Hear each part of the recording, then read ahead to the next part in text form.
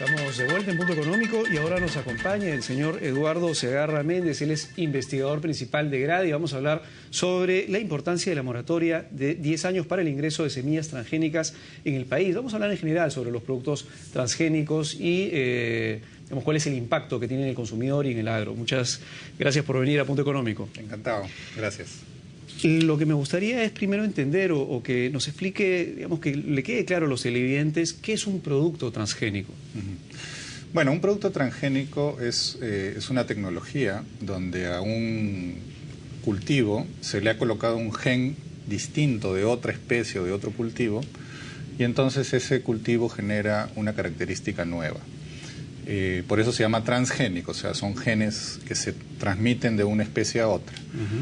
Hay mucha controversia sobre ellos porque efectivamente hay inquietudes sobre su impacto en la salud, pero en el caso del Perú, sobre todo, el impacto que podría tener la entrada de transgénicos en la biodiversidad. Estos cultivos son muy agresivos. Una vez que se instala un transgénico, tiende a predominar, digamos, en la agricultura y desplaza a las especies nativas, y por eso es que hay preocupación y por eso también se ha aprobado una moratoria en el caso peruano por 10 años para que no haya siembra de transgénicos, dada la incertidumbre que tenemos sobre las ventajas y desventajas. A ver, entonces el riesgo de los transgénicos entiendo que va por dos lados. El primero, que no es claro, es si impacta o no en la salud del consumidor final, de aquel que consume el transgénico. Y el segundo tiene que ver con el impacto en la agricultura peruana, básicamente para cuidar la biodiversidad que tenemos, que es bastante rica. En el primer caso, en el tema del consumidor, no es que los productos transgénicos estén prohibidos de ingresar al país. Entiendo que consumimos todos los días sin saberlo productos transgénicos. ¿Eso es así? Sí, es así, y eso es grave porque muchos países ya tienen el etiquetado obligatorio que obliga a las empresas alimentarias a explicar o decirle al consumidor cuánto contenido transgénico tienen los alimentos. En el Perú, lamentablemente, todavía se ha dado la norma, pero no se ha reglamentado, y eso es bastante complicado. Ya tenemos varios años sin reglamento. Hay oposición, obviamente, de la industria alimentaria que no se resiste a esta legislación, pero es grave porque los consumidores en realidad no sabemos lo que estamos consumiendo. No sabemos cuánto transgénico está en el contenido de la leche, de los aceites, etcétera, ¿no? Y ahora, son digamos, alimentos de consumo completamente rutinario, ¿no? Vamos a, nos has traído una lista. Por favor, vamos al primer cuadro. Hay una serie de productos que tienen ya contenido transgénico y que probablemente estemos consumiendo todos los días. Vamos, por favor, aquí tenemos la lista. A ver, estos son algunos de los productos que sí tienen contenido transgénico. A ver, coméntanos un poquito cuáles son los principales productos y cuánto de porcentaje transgénico digamos, tienen estos productos. Bueno, el principal producto transgénico en el mundo es la soya, ¿no? Y la soya es un elemento que se consume en varios alimentos. Ahí está en avena, en estos derivados de la soya, pero sobre todo en esas tres son avenas donde hay soya, y también hay leche de soya, que también es otra. Como la soya, digamos, en el mundo tiende a ser transgénica, casi los mayores productores del mundo, que son Estados Unidos, Canadá, Brasil, Argentina, producen transgénicos. La soya que importamos es prácticamente 100% transgénica. Entonces, todo derivado de soya, y ahí hay mucha gente que cree que la soya pues, es orgánica y es una maravilla. El tema es que generalmente es transgénica. Y no sabemos efectivamente qué efectos puede tener en la salud, ¿no? La soya es uno de los productos, pero hay una serie de productos, vamos a la segunda lista, de acuerdo, que tiene que ver con ahí hay embutidos, salchichas. Claro, embutidos.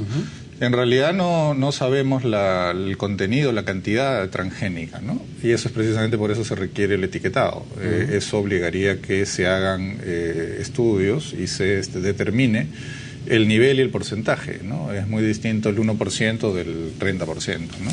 Ahora, el problema acá es que si no se sabe exactamente cuál es el impacto del producto transgénico, así se etiquete, esa etiqueta que en teoría debería servir como un señalizador para el mercado, para decir, bueno, tiene transgénico, no le va a servir mucho igual a la población, en la medida en que no sepa si el transgénico es bueno o malo. O sea, es una información que, claro, es decir, debería ponerse la etiqueta, pero ¿qué efecto práctico sí tendría? Es importante que el ama de casa sepa qué le está dando a sus hijos, ¿no?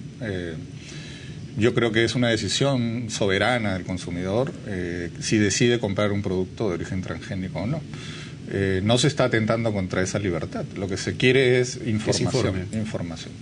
El porcentaje, digamos, puede variar, pero lo central es que tenemos que saber cuánto transgénico hay en la alimentación, y eso es lo que no se sabe. Argentina, Brasil, Estados Unidos, Canadá producen y consumen productos transgénicos. Sí. Yo me imagino que, digamos, en el tema de laboratorios, y hemos estado en varios programas hablando sobre la calidad de los laboratorios peruanos, me imagino que por lo menos de Estados Unidos nos lleva, digamos, una distancia considerable, sobre todo el FDA de Estados Unidos es una entidad bastante respetable a nivel mundial. Si el efecto fuera nocivo, y no quiero ponerme ni a favor ni en contra, quiero entender la lógica detrás del transgénico, si el efecto de un producto transgénico fuera nocivo, el FDA de Estados Unidos, esta institución que regula el tema de la calidad de los alimentos, ¿no hubiera ya prohibido el consumo en Estados Unidos de estos alimentos en donde mismo Estados Unidos se producen? Bueno, hay diversos niveles de regulación, ¿no? Y en realidad hay momentos en los cuales el efecto de este tipo de elementos nuevos son acumulativos en el tiempo. Entonces pueden pasar muchos años hasta que se vean efectos en el ser humano de la presencia de transgénicos. ¿Hace cuántos años ya se viene consumiendo los transgénicos? Tienen aproximadamente entre 10 y 12 años que han empezado. ¿Es nuevo, relativamente? Sí, es relativamente nuevo. En general, bueno, hasta ahora no se ha demostrado que sean dañinos, tampoco se ha demostrado que no lo sean contundentemente. Entonces lo que hay es un nivel de incertidumbre, y ante la incertidumbre es mejor estar bien informados y tomar las precauciones, ¿no? Por eso es que el etiquetado es fundamental, y lo han adoptado muchos países, ¿no? Chile justo está discutiendo una norma de etiquetado en este momento. Por ejemplo, en Brasil, en Argentina o en Estados Unidos, productores de soya, digamos, los derivados de la soya para los consumidores finales en estos países, ¿tienen el etiquetado de transgénico? No, en esos países no, por ejemplo. ¿Por qué? ¿No? Pero sí en todos los países europeos. Porque, bueno, hay peleas entre las industrias y los gobiernos y los reguladores, ¿no? Son países donde la regulación es menos estricta que Europa, por ejemplo, y Japón. Europa es muy estricto, por ejemplo, en el tema, y ahorita justamente que hemos hablado sobre el tema de la regulación fitosanitaria para entrada de productos a países como los europeos. En el caso de Europa sí existe entonces un etiquetado obligatorio para productos transgénicos. Sí. Pero aún así se permite el consumo. Claro, se permite, pero Europa, por ejemplo, también tiene una muy fuerte moratoria al ingreso de transgénicos. Ellos no están de acuerdo con... O sea, Europa ha tenido una posición firme y contundente durante muchos años de que los transgénicos son muy riesgosos. Son riesgosos para una serie de temas, entre la alimentación, entre la biodiversidad y también la salud. Entonces, ellos han optado por una estrategia... Y eso también limita, si un país exporta contenido transgénico, Europa inmediatamente le cierra la entrada a ese país. O sea, si el Perú se pusiera a producir transgénicos, correría el riesgo de que Europa y Japón es otro país con altísima resistencia al tema de transgénicos. Su población no quiere saber nada con transgénicos. Los japoneses no quieren consumir transgénicos. Y ahí las leyes de etiquetado son muy duras, muy claras, y aquel que quiera vender algo con transgénicos tiene que decirlo. ¿Por qué la ley, digamos, no existe entonces un reglamento que obligue el etiquetado de transgénicos en el Perú? Claro, existe la norma, pero no existe el reglamento. El reglamento está hace varios años ya discutiéndose, pero no termina de aprobarse. Ahora, eso por lógica sí debería, digamos, salir rápido, ¿no? Porque finalmente la información redunda en una mejoría. Por supuesto, para es un tema básico independientemente si quiere o no quiere comprarlo. Defensa del consumidor, la responsabilidad es de Indecopi y el reglamento debería aprobarse a la brevedad posible, ¿no? Ahora, hemos hablado del consumidor final, de las amas de casa que consumen, digamos, salchicha, que consumen soya todos los días probablemente, y que tienen que saber que eventualmente podría existir un riesgo que no está demostrado a lo largo de los años sobre algún efecto colateral de consumir transgénicos.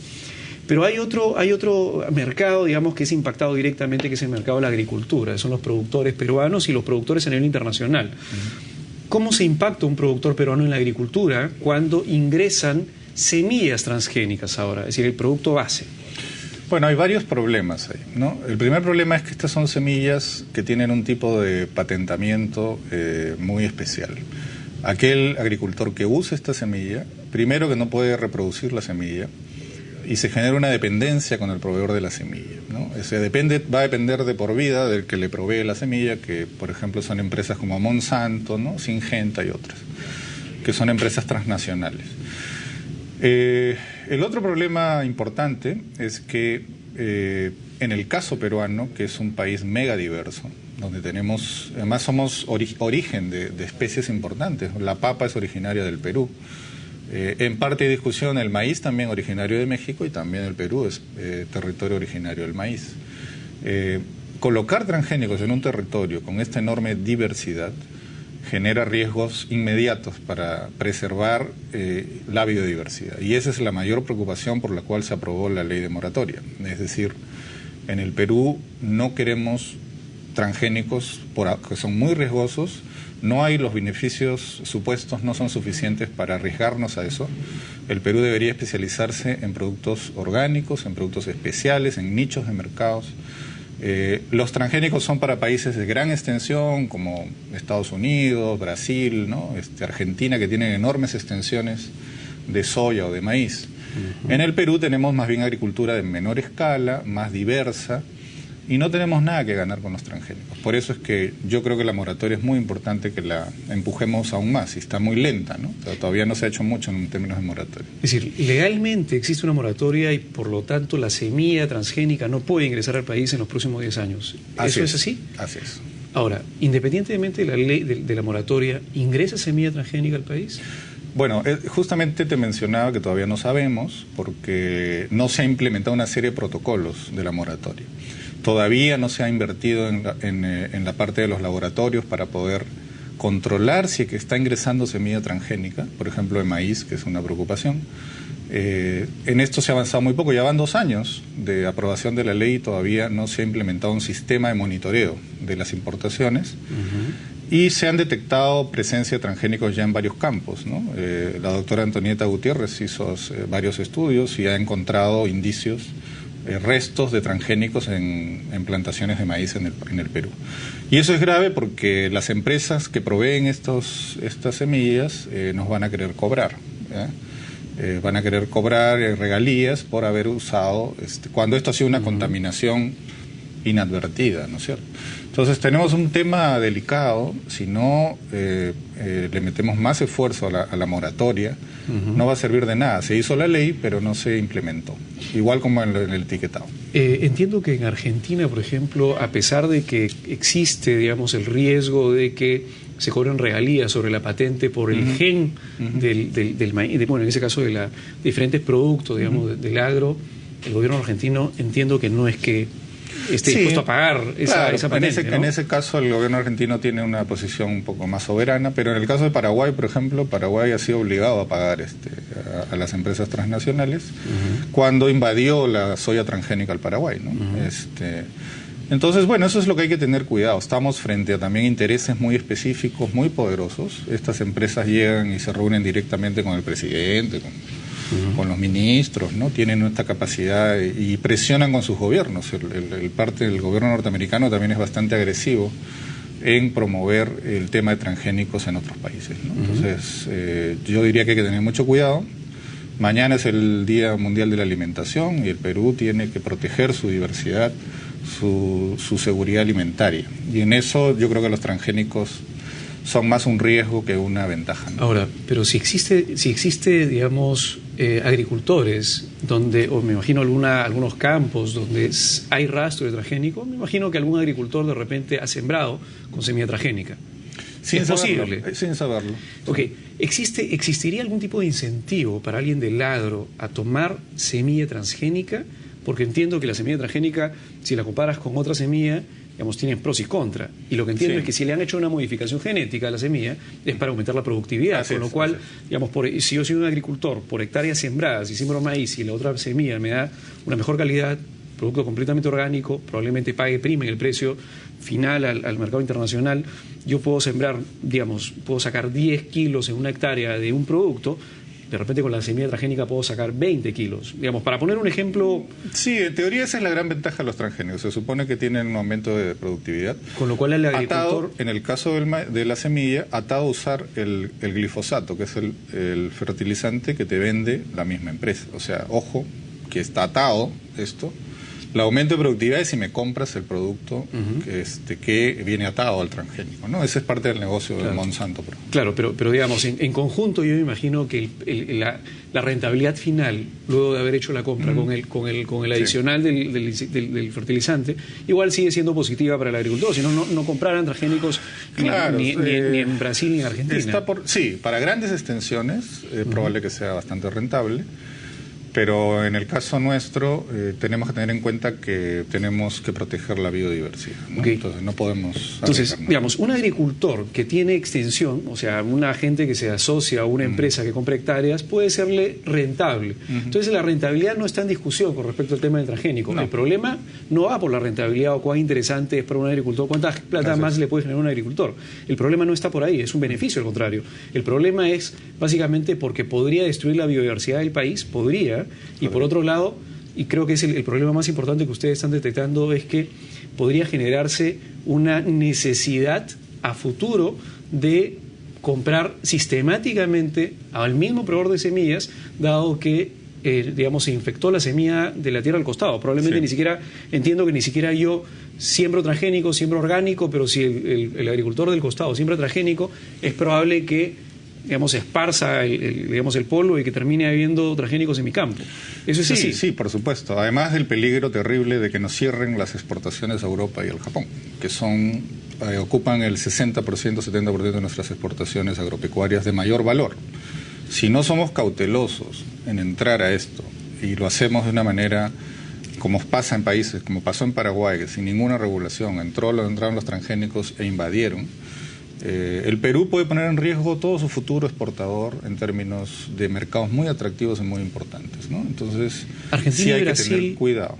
¿A Argentina y Brasil le han cerrado sus mercados, los europeos? No pueden exportar nada con contenido transgénico, pero hay que recordar que los mercados más importantes de estos países no son necesariamente los países europeos. Claro, lo digo no tanto por el volumen, sino por la posibilidad de exportar productos agrícolas a pesar de que cultivan transgénicos. Claro, no, en Europa, si un cargamento trae transgénico no declarado y lo detectan, eso inmediatamente genera una sanción inmediata al país y se le cierra la posibilidad de exportar, ¿no? ¿Tenemos laboratorios entonces en el Perú equipados lo suficientemente? No, ningún laboratorio. Como para poder detectar si es transgénico o no. Eso es parte del problema, ¿no? El gobierno tiene que implementar la norma, tiene que invertir algunos recursos en laboratorios que puedan...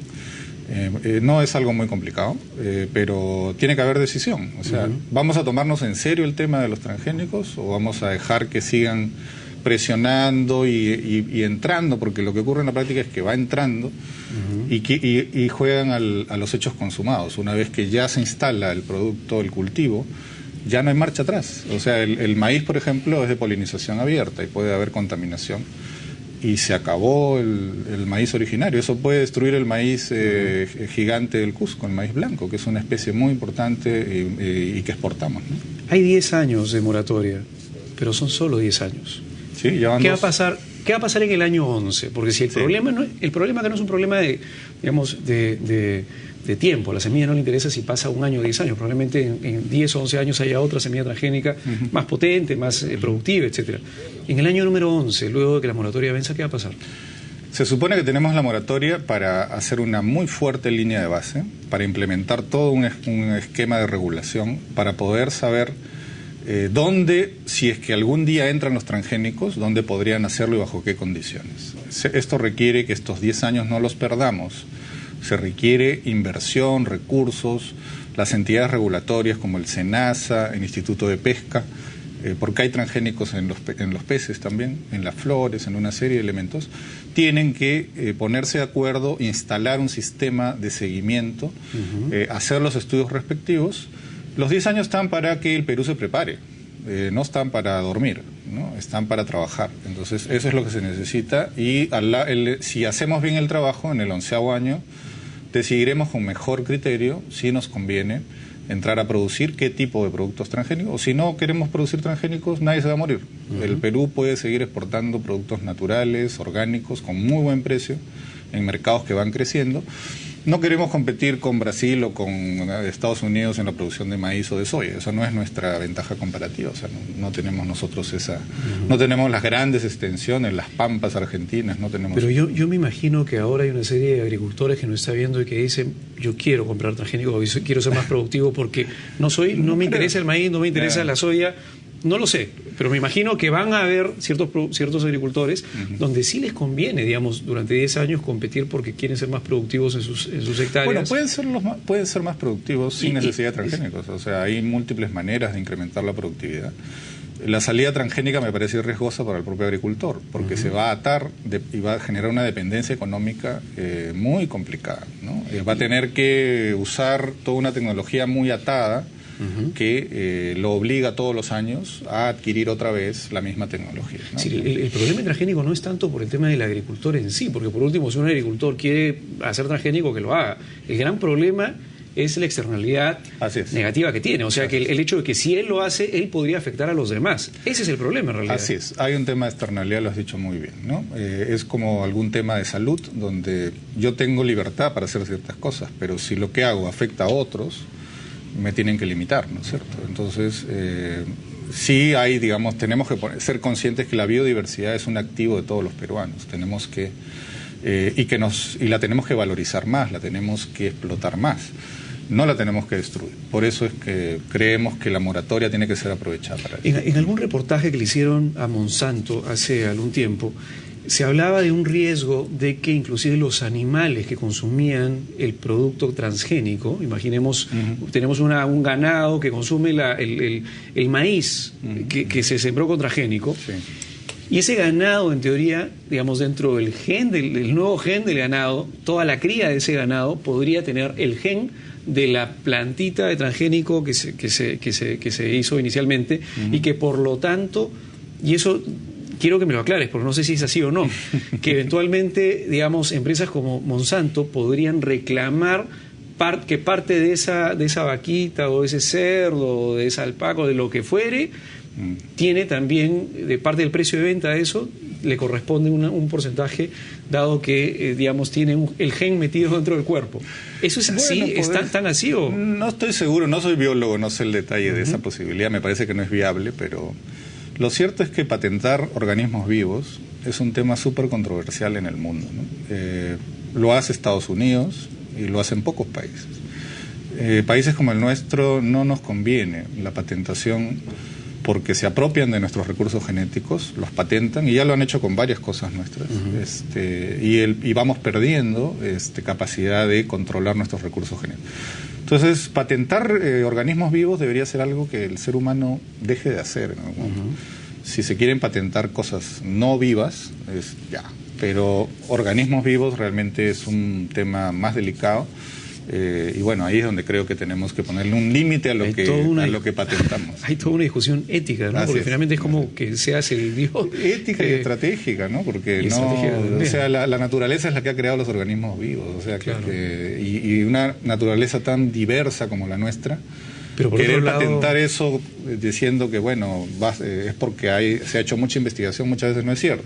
Simplemente se está patentando y sacando renta de algo que la naturaleza ha creado. Claro, ahora, pero por otro lado, podrías desincentivar la investigación en temas genéticos para aumentar la productividad del ganado. Yo no creo es una discusión bastante interesante, porque no creo que se desincentive, ¿no? Por el contrario, me parece que la innovación científica no solo está orientada por el lado monetario, que hay mucho incentivo en encontrar cosas beneficiosas para el ser humano sin necesidad de ponerle dólares a todo, ¿no? Sí, sino que me imagino, por ejemplo, el ganado vacuno no importarían cierto tipo de vacas lecheras, por ejemplo. Es decir, me imagino, y eso ya ha pasado hace tiempo, ¿no? Pero podría afectar, digamos, varios sectores económicos, pero claro, hay un debate interesante que es importante ponerlo sobre la mesa y que, como bien dices, durante estos 10 años se comienza a hacer algo, porque el problema es que se pasan los 10 años y se perdió el tiempo. Correcto, eso es lo más grave. Muchas gracias. Ha sido el señor Eduardo Segarra, investigador principal de GRADE, hablando sobre la importancia del debate en el tema de los productos transgénicos. Y volvemos en la tercera parte del programa para hablar sobre todo el tema de radiaciones que emiten los aparatos de telecomunicaciones. ¿Afectan o no afectan la salud? Volvemos en la tercera parte del programa.